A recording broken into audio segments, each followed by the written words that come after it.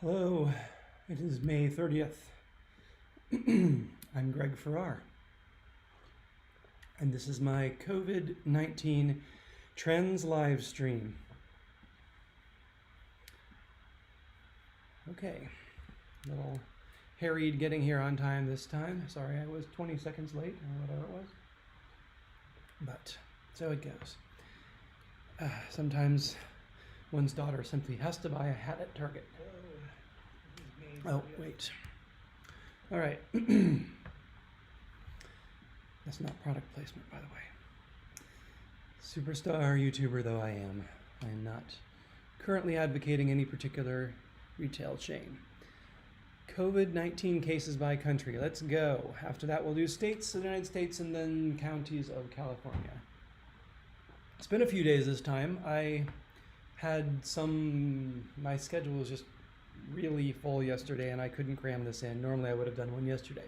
On the bright side, that does mean that we have a little more movement than we usually do. Doing them every day got a little bit boring eventually, especially since after I switched to the 7-day moving average, because things just don't change very much from day to day when you're averaging 7 days together. But they do change significantly from after over 3 days when you're averaging 7 days together. So let's go. If we look at the total cases by country, we can see the usual. United States in the lead. Brazil is solidly second place, though, well, it's second place, not solidly. Far behind the United States. Followed by Russia in total cases, and the UK and the rest. If all we had was this graph, we could guess a few things, which is that Russia's accelerating because its dots are above its trend line. The United States is decelerating because its dots are just barely below its trend line. But unfortunately, we have many other graphs that will tell us that in much greater detail. New cases by country. In total, new cases each day, Brazil has now passed the United States quite solidly. In fact, their latest 2 days are very high, way above their trend line in this case. And it doesn't mean much. 2 days doesn't mean much. 1 day can be a coincidence, or 2 days can be a coincidence. 3 days starts to be a pattern. 4 days really is a trend, but in this case, we only have 2. But on the other hand, the United States also is relatively high today. And so those two are battling it out for who gets to have the most new cases every day. Behind is Russia, definitely shrinking, visibly dropping on this graph. Russia, like United States, also very visibly dropping, 30,000 a day down to 20,000 a day, and whereas Brazil is rising. And then we have India also rising. India has very few cases per capita, but India has very many capita. And so when you put it all together, you get someone who's actually competing with Russia and someday maybe in the running with these two. Especially if the United States keeps dropping and India keeps rising, we could imagine that in 4 weeks, 6 weeks, 8 weeks, India might actually pass the United States in total cases if these trend lines continue, total new cases, new daily cases.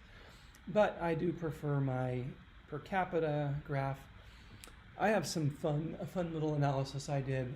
If I were a real vlogger, I would put this up on a slide, but I'm just going to read you a bunch of numbers, and then you can complain that I didn't provide visual aids for them. By the way, if you see, I don't see anything in the chat, something has changed about the way they present this video to me.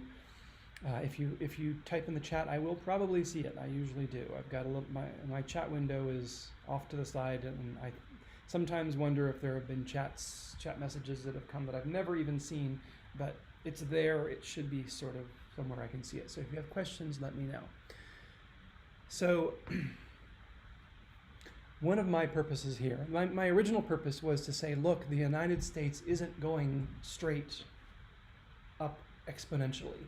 Back in the end of March, the news was all about how up, everything's up. And there was this sense we're just gonna all get this thing and 2% of us will die, which would be a lot.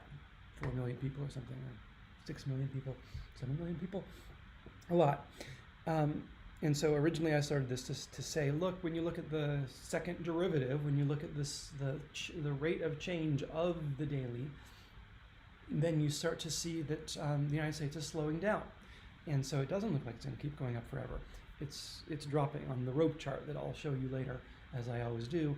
The trend line is dropping on the rope chart, even though it's rising on the other chart. More recently, my focus here has been less on that, and maybe it's partly because it's kind of obvious that almost everything is dropping now. You can see it pretty clearly on a lot of these graphs, though not so much this one.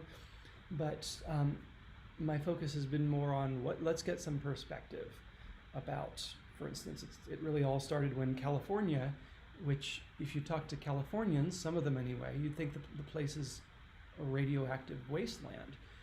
But in fact, when you look at California in terms of per capita daily cases, which is my favorite metric now, maybe competing even with my beloved rope chart, you find that per capita, California is not doing that badly. It's got 60 new cases per million per day, and that number 60, the CPMPD, I have some four-letter thing that I've been using for that as the metric. I have it here somewhere on another page, don't I? DCPM, daily cases per million. DCPM is a metric that I've been using a lot. In particular, to say, well, California does have 60 DCPM. That's a lot of cases because California has a lot of people relative to other states. But how does 60 compare? How does it compare? How does it compare to New York at its peak or Italy at its peak? And that's when you start to realize, when you look at those numbers, that in this graph is in fact a DCPM graph. The daily cases per million, 60 does not seem like that much. 60, we don't have California here obviously, but the United States as a whole is at 250. And that's kind of a lot. But California is only at 60, so California is doing way better than most of the country. And in my early weeks focusing on rope charts, it totally missed that point. It was not clear that a state, or like Imperial County, California, growing at 100% a week or something, staggering growth rate, still having not grown that way for very long, could still have a very low number of cases, even per capita. And certainly for a small country or county, it could be a very low number of cases total. So anyway, long explanation, but again, I've been talking a lot about DCPM, daily cases per million. Now what we see here is, as always on this graph, that Qatar is the emperor of the world of DCPM. It's got 800 daily cases per million. The United States has 250, which again I think is a pretty big number. Peru at 170, also a pretty big number. Roughly speaking, I've been calling something a warm spot when it's over 100 DCPM, and a hot spot when it's over 500. So we only have one hot spot in the world now. That's Qatar. I believe Italy and Spain were hot spots, but China certainly never was. For instance, they had a reasonable number of cases, but they had a very large population, and never were they anywhere near the 700 or 800 number. So still looking at daily cases per million, which gives us a sense of how countries, or its nice thing is it also lets us compare states to countries or counties to countries, because it's all just per population, per person, or per million. It lets us see how they're doing relative to each other. I still have not seen much in the news about Qatar, which always kind of surprises me. I think it just means, I hope it means no one's doing this kind of analysis. Hopefully it doesn't mean that somehow this analysis is off, but I think this is straightforward. They do have a huge number of cases relative to their population, but because they're a relatively small country, they just haven't made news in spite of that. And on the state level, we had Rhode Island doing much the same thing. And the California counties level, we have Imperial County doing much the same thing. Both of them way ahead of the curve, way ahead of the other ones in DCPM. But then the question that I really was curious about that led me to a napkin calculation today is, well, how does 700 or 800, is that bad? Is that oh, no problem at all. How does that compare, and what can we compare it to? And I think I mentioned a couple times ago, I referred to some of the plague numbers from Europe.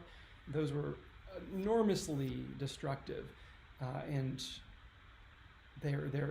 this is certainly nothing compared to those. The thing we're in is nothing compared to those, but I feel those are pretty far off and far enough away that we don't necessarily have an obvious comparison. And people may not care that we're not in the Black Death. It still seems really, really terrible. And so I thought I'd do a quick comparison to the 1918 flu, the so-called Spanish flu, though it's not clear where it originated really. The 1918 flu. Nice thing about the 1918 flu is it's not too long ago. It's not in living memory, but it's recent enough that you'll hear references to it fairly frequently. And it's much like this. It's an H1N1. It's a bird flu, an avian flu, just like the one that we had earlier this century. And yet it was immensely destructive. And so I was wondering, how does the coronavirus compare to, in particular along this metric of daily cases per million, how does it compare to the avian or the Spanish flu, that H1N1, which is a flu. This one isn't a flu. This one's a coronavirus, which is more like a cold, actually, or many common colds are caused by coronavirus. So anyway, how does it compare to the Spanish flu? I'm not going to go deep into this, but I'm going to say a few things, which will, about a 7-step process that leads me to a number for DCPM for the Spanish flu, or at least a very back of the napkin, back of the envelope calculation. 500 million people were infected in the Spanish flu, which, by the way, just step back and recognize that's a whole lot more. What do we have, 5 million cases worldwide? I should know that number. COVID-19 cases. I want to say it's 5 million right now. Total. Showing me something. I'm not going to spend much time on this if I can't immediately find it. I know where I can go to find it, but okay, 6 million, coming up on 6 million. So 100 times as many people were infected by the Spanish flu. Now, coronavirus isn't over yet. So we could, by the end of it, have 500 million infected. It's possible.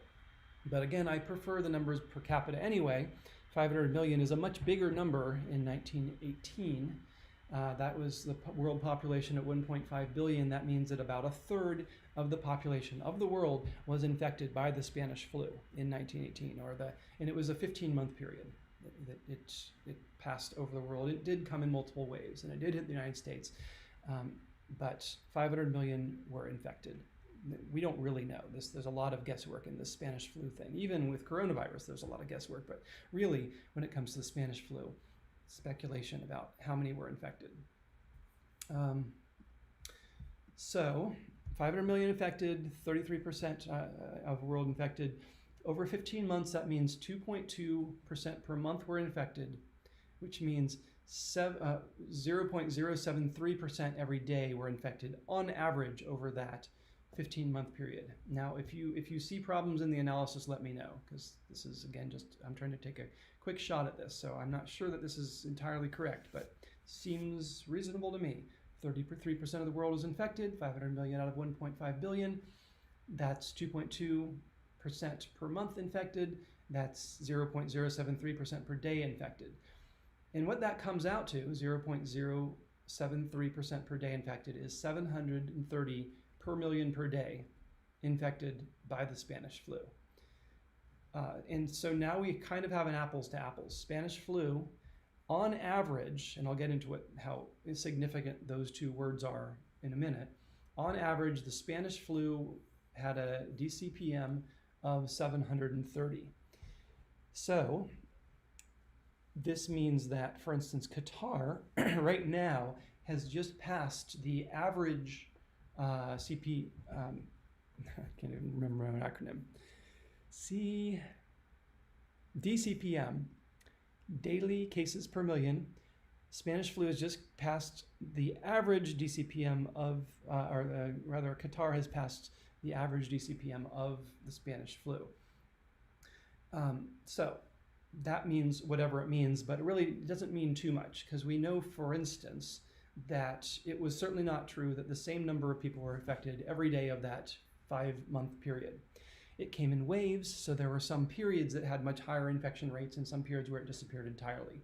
So that means that the DCPM was much higher at times than at others during that period. Also, broadly speaking, there was the sense of the rising of the infection and then the falling of the infection.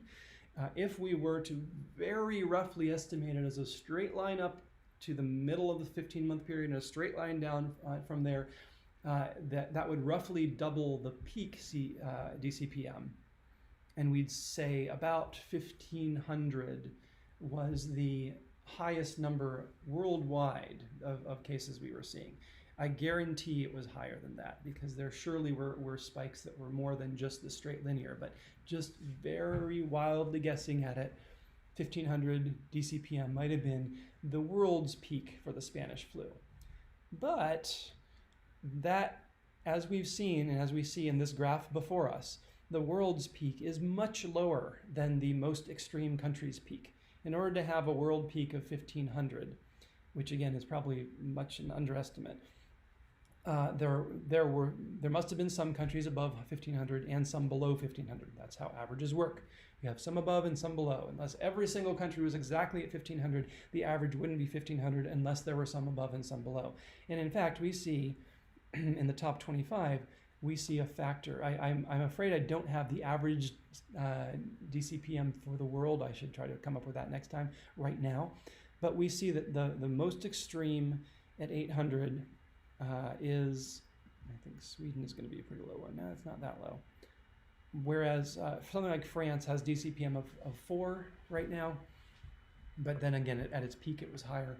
But we see a factor of hundreds, maybe hundreds, where the most extreme case is, or most extreme region is hundreds times worse in DCPM than the worst. So how do we put this all together? I would say that we can say that a 1,500 DCPM is very high. It's in line with the Spanish flu. That's kind of the average of the Spanish flu. And that does mean that Qatar is pushing that. No one else really is. But it also feels to me like we're kind of in the same ballpark here. The Spanish flu was terrible, and I don't think that we're orders of magnitude lower in DCPM here than the Spanish flu. The number of people infected in certain cases are as high as the average.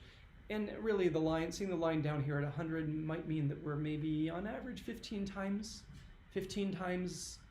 less hard hit as we were in the Spanish flu, which is very significant. That's a lot. If 15 is the real number, that's a lot. The Spanish flu was 15 times worse. On the other hand, we are only 3 months in or so, and so it's totally possible we have a 15-month spread ahead of us, and it'll be, what would it be, 5 times worse yet to come. Maybe we'll end up being 3 times better than the Spanish flu. It does, in any case, seem like even in cases, we are much better than the Spanish flu, but not 100 times better, or a few times better, maybe. A few times better off here than we were with the Spanish flu. And maybe 30 times.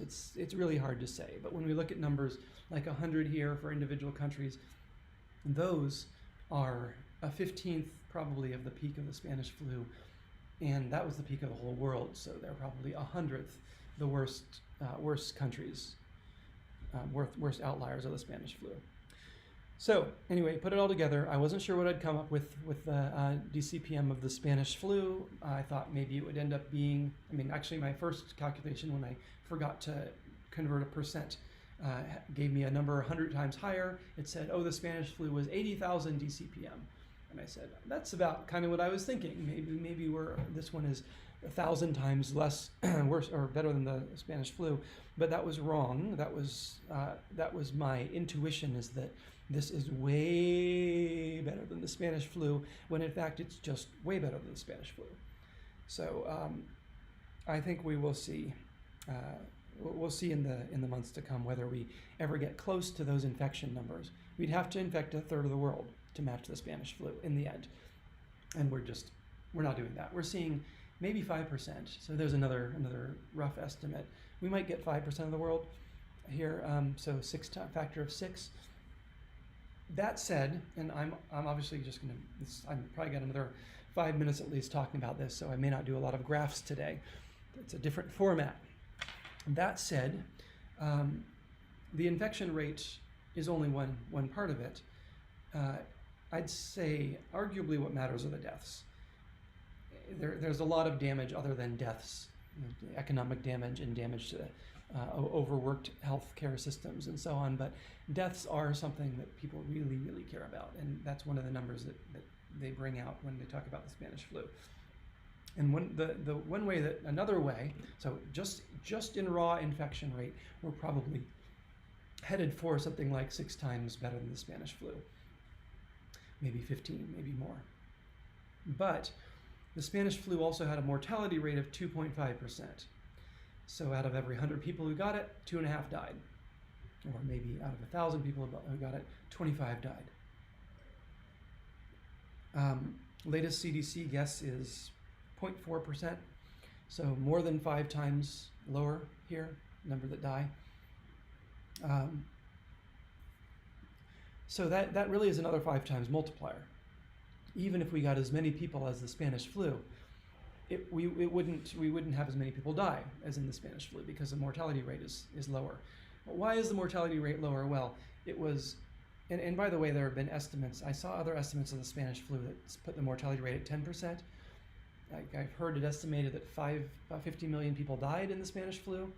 50 million people, that's an estimate that's actually legitimately thrown around.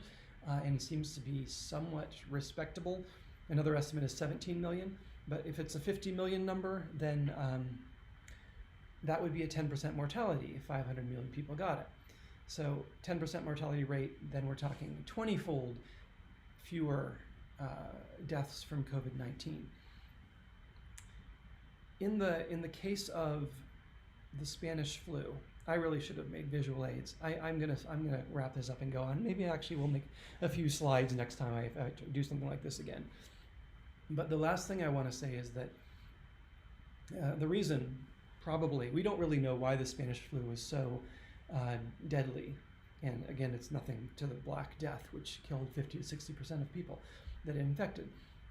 So the Spanish flu is mild compared to that. Some of the plagues, or one of the plagues is 100% mortality. In 1918, though the germ theory of disease was well established and people had found viruses, we knew about viruses, we understood this was caused by a virus. There was no vaccine for it, as now, but I think more problematically, there were no antibiotics, and so the secondary infections that come from the flu or COVID-19 could not be effectively treated, and really all they could do is stay away from each other and wear masks and generally isolate and quarantine, and that's pretty much was the response to the Spanish flu.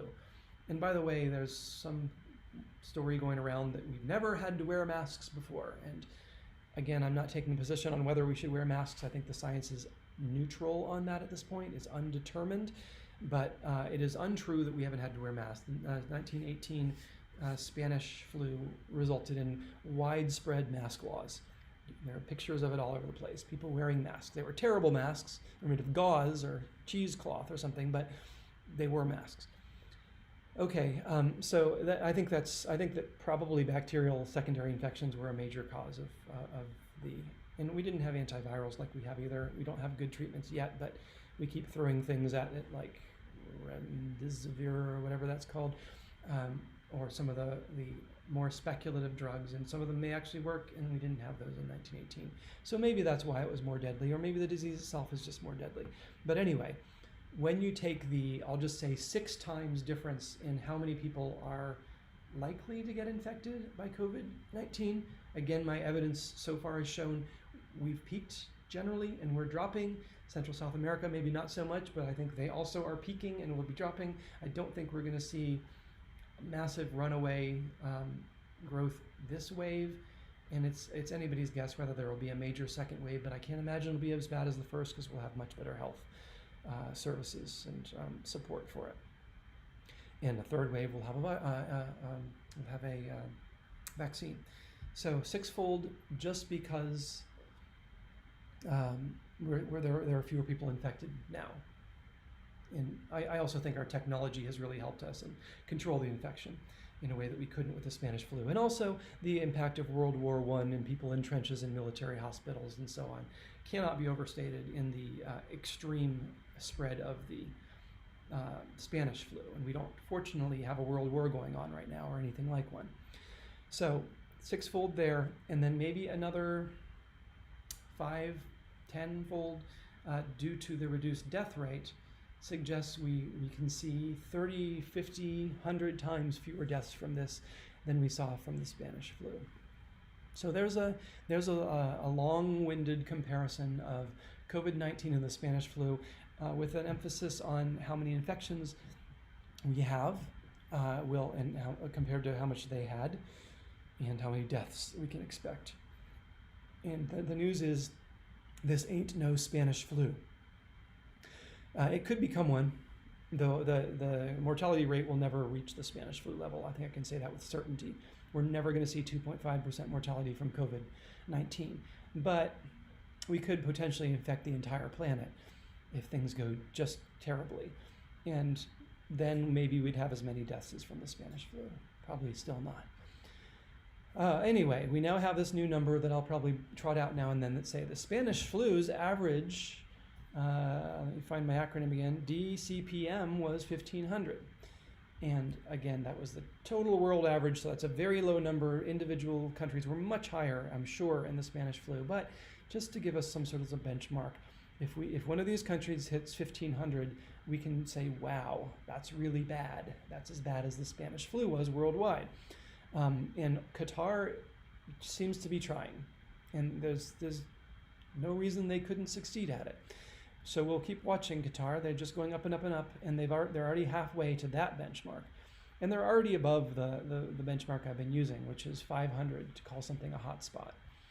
Qatar is a hot spot. It's very hot, and it's heating up more all the time. Chile is halfway to being a hot spot. It's quite warm. Peru is a little warm, lukewarm, and also rising. This is that Central South America cluster. But notice that Brazil isn't here. Notice Russia isn't here. Notice the United States isn't here. That these are these outliers in terms of being hotspots. They're not the big places anymore, most of them. I mean, Peru and Chile aren't that small. Qatar is, but they're not India. And if we actually look, I'm just going to sort of randomly click on a few big places. Brazil's big, Russia's big, India's big.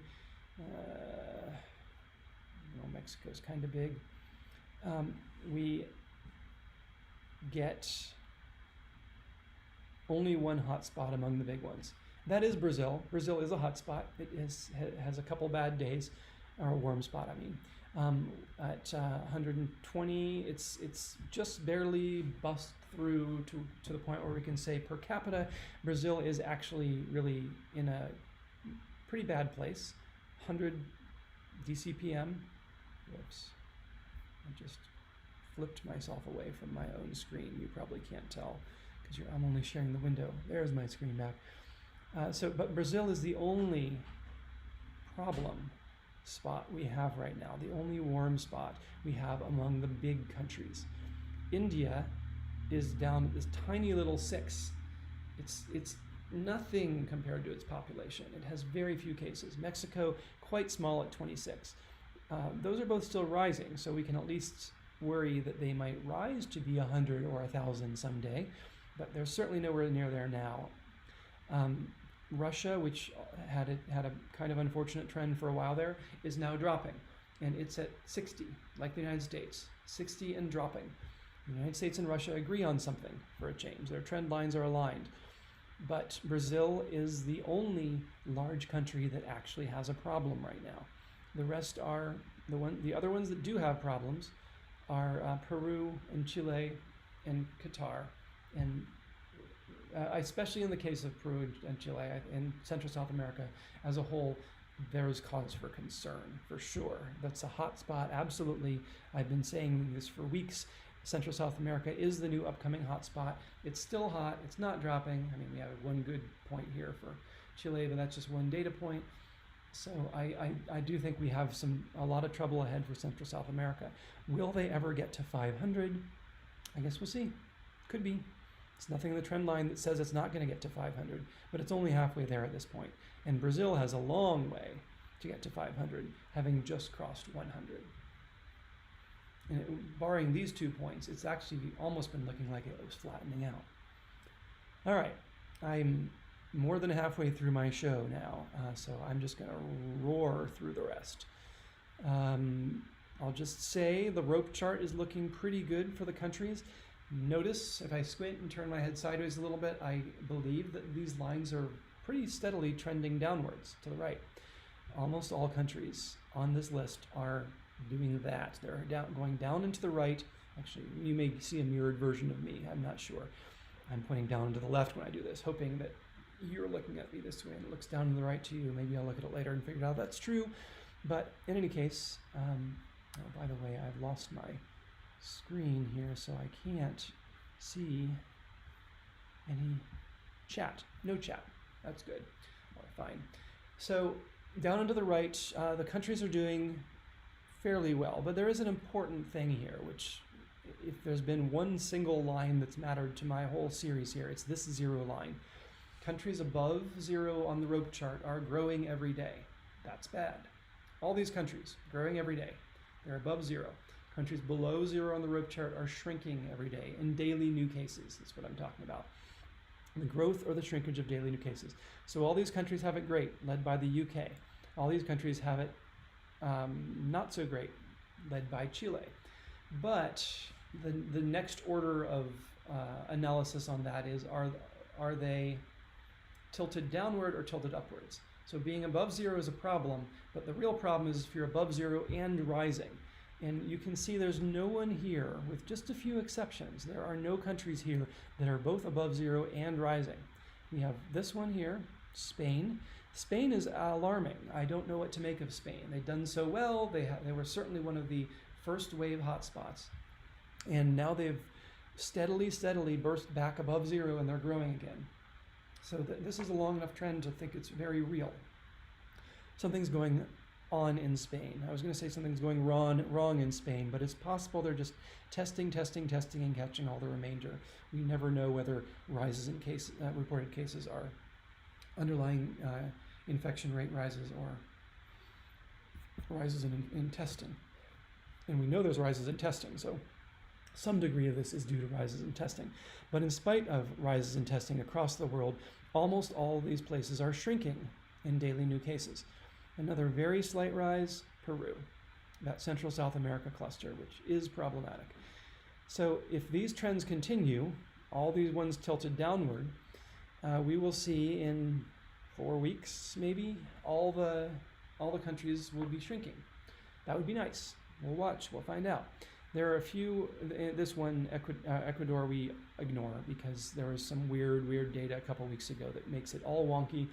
My guess is Ecuador, I would just guess it's all in line with the Central South America cluster. So generally, anyway, most, or at least about half of countries are shrinking, maybe half or a little less than half are still rising, but the good news is the whole graph is tilted downward, and we're seeing a worldwide trend in most countries towards negative growth. It doesn't show up yet when we look at this graph, unfortunately. This is a very close scale here. We have only, this is only a 1% growth. But this rope chart of the whole world has not yet said that the world has turned the corner and is shrinking in daily new cases. Probably because some of the larger ones are growing more than some of the smaller ones are shrinking. I don't know. But in any case, we really want to see this graph. Again, it was there once, go below 0 before we can say any really good stuff about the trend of the world. The world's holding in there. 1% is not too bad. It's hanging in there. But yeah, a couple bad days. We've seen this in several of our graphs now. A couple recent days aren't so good. I'm not going to... I got a great explanation from one of my avid listeners about why the deaths are down while the rates are up, and I'm not going to talk about that. I'll bring it in later, but there's a good explanation for that I completely buy. But I want to keep moving because I'm already 35 minutes in, and I like to keep it under 50. So keeping moving, I'm just going to say in the United States, rapidly, all the countries continue to rapidly rise in testing more and more. They're accelerating, pretty much most of them, all of them. United States, with almost 5% tested, is doing really well. They're at the beginning of this, 1% was a really good number for testing. The United States has tested 5% of its population. I do want to just take one moment, because I don't think I've ever said this quite out loud, and then when I'm not talking, I remember and think I want to really clarify this. When I say that the United States has tested 5% of its population, all I'm saying is that the number of tests done divided by the population is 0.05. It doesn't actually mean that if you went and asked everyone in the United States, have you been tested, you would find fewer than 5% would say yes, because some of these tests are duplicates. You have your healthcare worker who gets tested every week or every day. And so there's, it's still, I think, a very relevant metric. It's just a little almost misleading to call it the percent of the population tested. It's what it really is the number of tests divided by the population. But it's a metric that lets us understand how well different countries are doing. Okay, I'm going to move on. Oh, just briefly, just to note one interesting thing. I very seldom spend time on this graph, which lists all the countries. It's the only graph I think I have that has all the countries, not just the 25. But Bahrain has passed Iceland as the outrageously high testing country of the world, with almost 19% of the population tested. Okay, moving on to the states. Again, I'm short on time, so I'm going to make it quick. I'll just say, looking at this graph, even if all we had with this graph, it looks very good, because first of all, you can visibly see these things flattening out, but even more, you can see the dots, for instance, in the United States are below its trend line, which means it's pulling that trend line downward. It's decelerating, and you can see almost all of the states are doing that. New York, if I said the United States, I meant New York, New Jersey, Illinois. One exception is California, visibly above its trend line. California is actually one of maybe 2 states that's alarming at all right now, and it's not super alarming.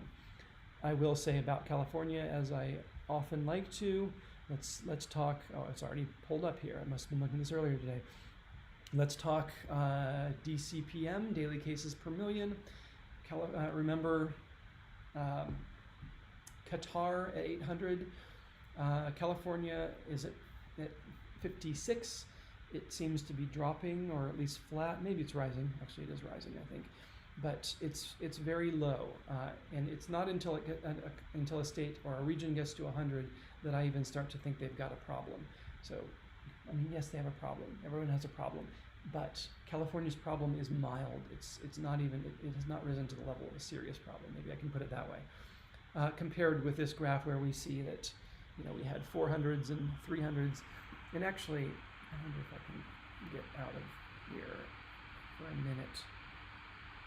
No, I'm not going to spend time on that. I don't have time. But we have no hotspots here.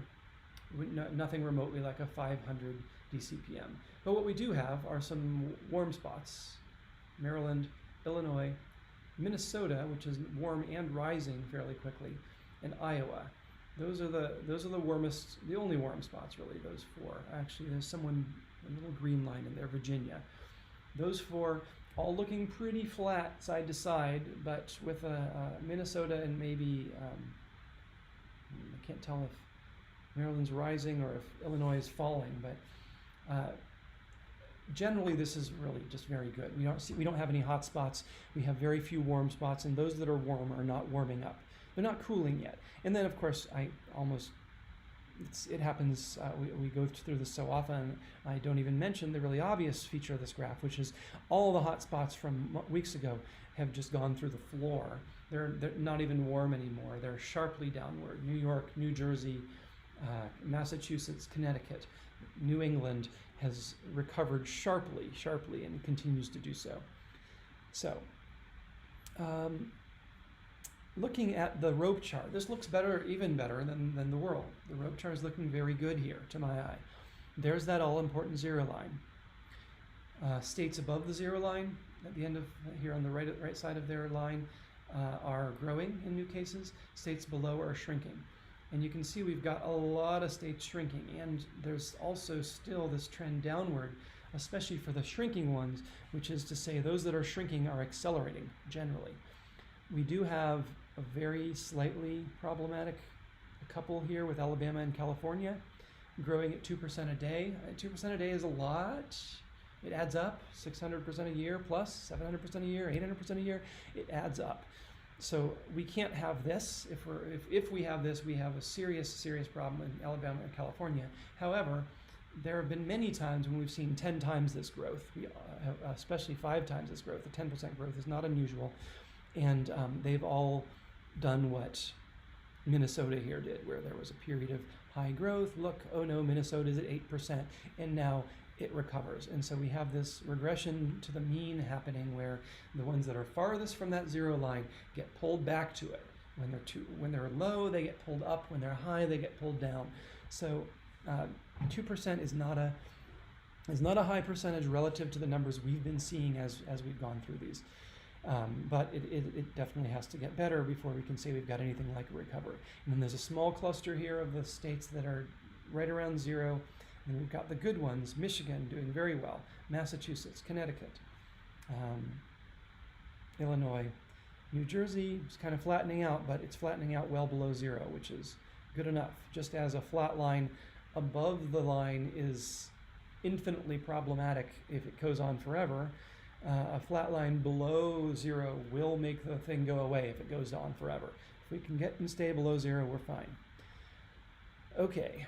Percent population by state. Again, I spent so much time on Spanish flu that I'm not getting to my usual content. I'll just quickly go over which of the states are testing their daily population above this 0.15 line, which is a metric used by some to indicate that it's safe to open a state. 1, 2, 3, 4, 5, 6, 7. 7 states are above, the rest are all below. We can see a very solid trend here among almost all of these threads here, that they're headed upwards. It's just a day or two till Minnesota gets there, and Iowa, and California even, and Wisconsin. These are days from reaching that metric. And the other states mostly are headed there.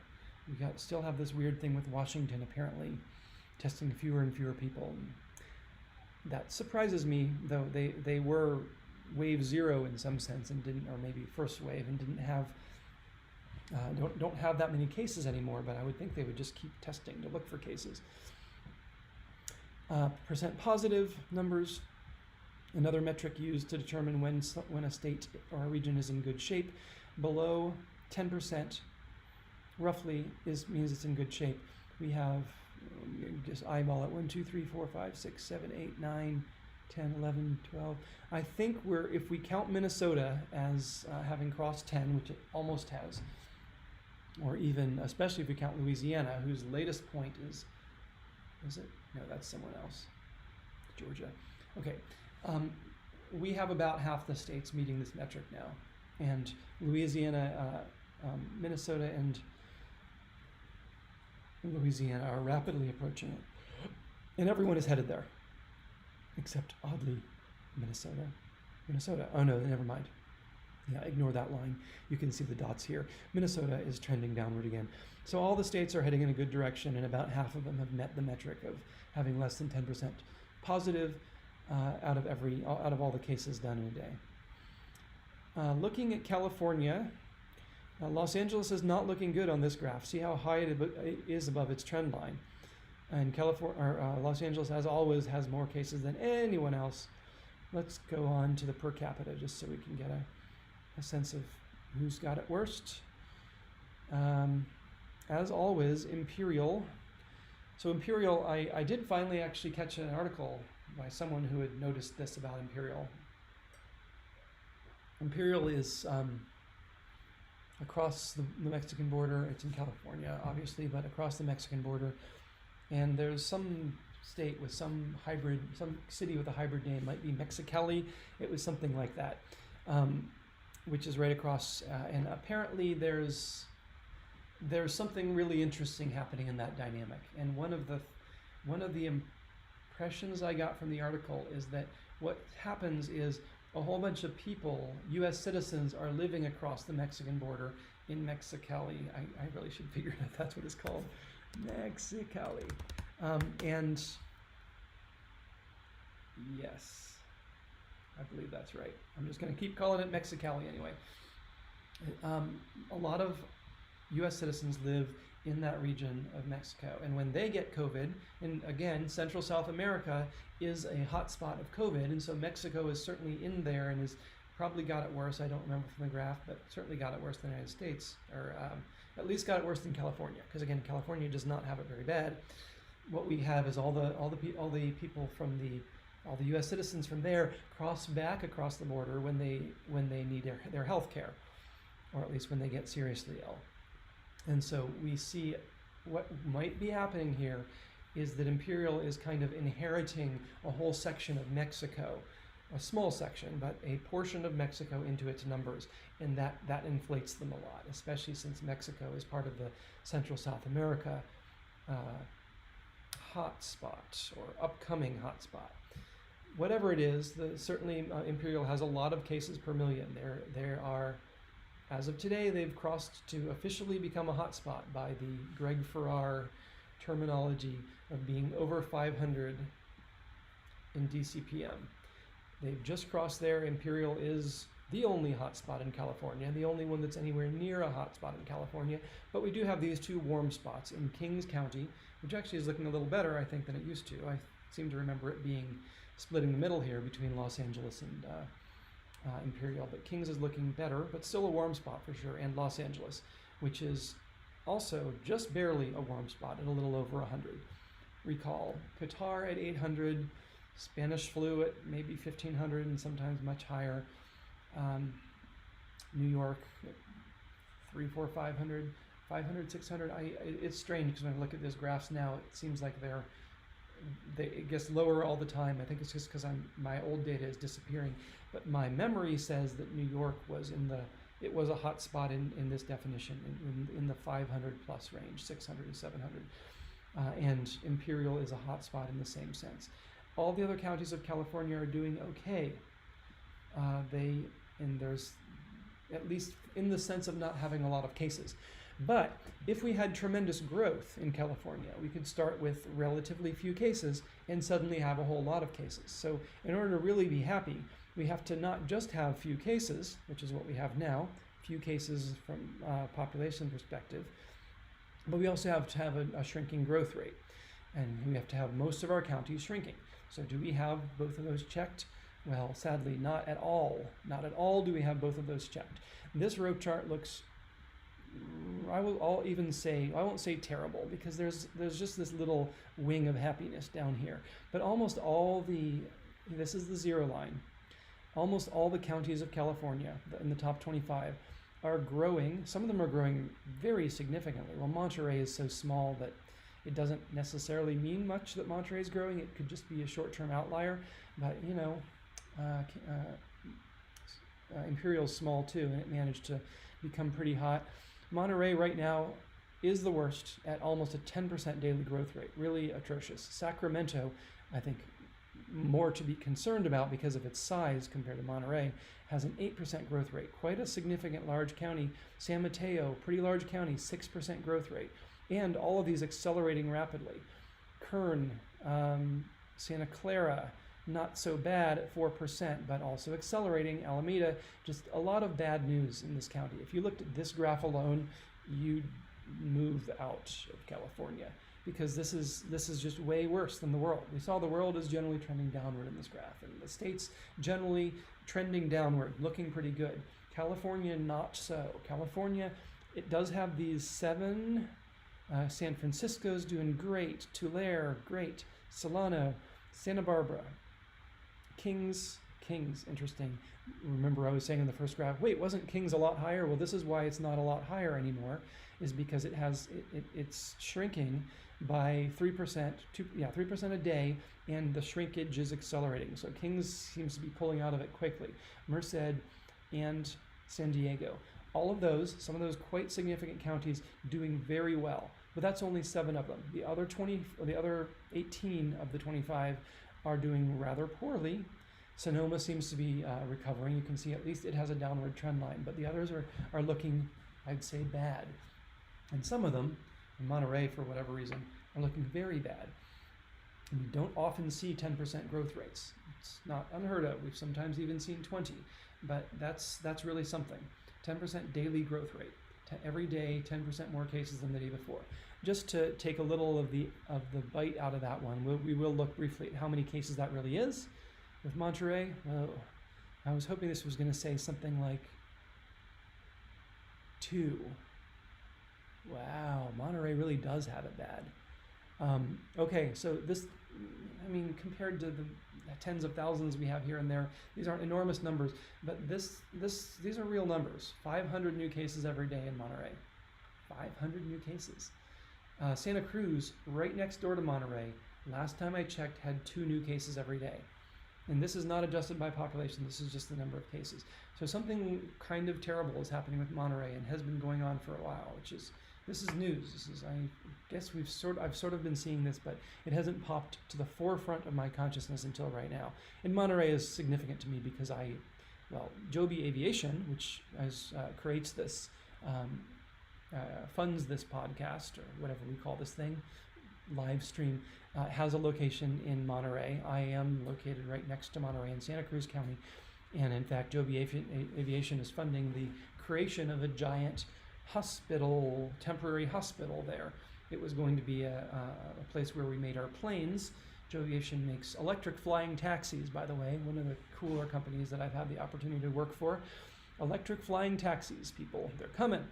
And this giant hangar or tent, which was to be used for plane stuff, has been retrofitted to be used for hospital stuff. But I've been thinking all along that it was going to be one of those hospitals like the one in Washington State, where they built it and didn't need it because everything got better. At this point, I'm thinking, looking at this graph, looking at Monterey, it's a good thing that Joby's building a hospital in Monterey, because Monterey is actually, it's a small county. Let me look at the population.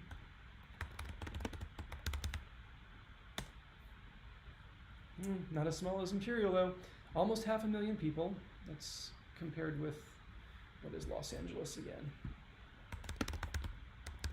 So 500,000 people in Monterey versus 10 million in Los Angeles. So Los Angeles dominates in cases just by its sheer size. I'm going to run a little over here because I got interested here, and I usually try to stop at 50 minutes. It's 52. I'm just going to keep going for a few more minutes. Let's compare the per million numbers of Los Angeles and Monterey. Usually I just ignore these bottom ones, but I think we're reaching the point where so many counties have so many cases that even these bottom ones actually have reliable data. It's not just weird outliers because Santa Cruz had 2 cases yesterday and 3 cases today, so that's a 50% growth. When you got 500, it starts to be, that kind of noise starts to disappear. Okay, so per million, certainly Los Angeles still far leading Monterey, and just to step back from my hair on fire moment about Monterey 1 minute ago, Monterey is only at 20 DCPM, daily cases per million. So it's not warm, it's not hot, it's not looking, it doesn't look like, from this graph like it's going to become hot, but I guess it had a day that was 73, that's almost warm. It had a day that was 84, that's almost warm, but most of the days are low. This isn't almost warm, but 73 is almost warm. We'll see. I'm going to keep a close eye on Monterey. I tell you, I'm going to watch you, Monterey. But Los Angeles has certainly got Monterey beat. But given the number of cases Monterey has, just in the sense of having enough to make this somewhat statistically reliable, a large enough sample size, I guess, the fact that this shows 10% is alarming. It's going to be a long time before Monterey heats up to the point that it's a hot spot. But at 10%, it won't be that long. I could do that calculation, but I'm running out of time. How many days would it take to go from 20 to 500 at 10% increase per day? You can assign that to your math students. Yeah. Okay. Percent population tested by county. Everyone's doing well. Really, everyone's doing well. Monterey is the worst, but they have suddenly picked it up. Maybe they see that there's a real problem there, a growing problem. They're accelerating at least. Relative to other counties, they don't have a big problem, but in terms of even the number per cases per people, per million, but the shape of their curve is alarming. And then finally, percent daily by county. This is always a very unreliable number, I think, because we just don't have data for a lot of these. But let's just see if we can get a sense of who is above that 0.15 number. It looks like Kings, San Francisco maybe? Sonoma, Imperial. At least Imperial is doing good testing. Those are all doing testing at a level that meets that standard.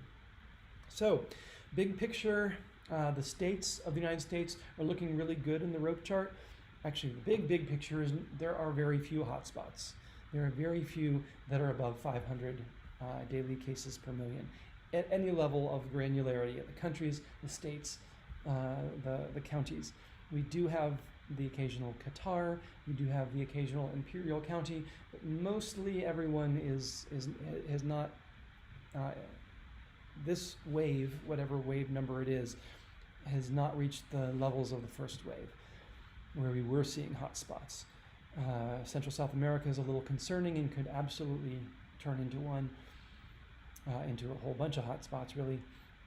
The states, though, are looking quite good in terms of their growth rates. They seem to be shrinking as a whole. The United States is looking pretty good. It seems to be shrinking as a whole. The world is still growing, and that's a little interesting because some of the biggest components are shrinking, but there are little ones coming to take their place. Central South America. And then the counties are looking quite bad in the trends of their growth. They don't have huge numbers of cases compared to other regions that we've seen, but these trend lines are worrisome. So we will keep watching this. We'll see if these counties eventually turn around.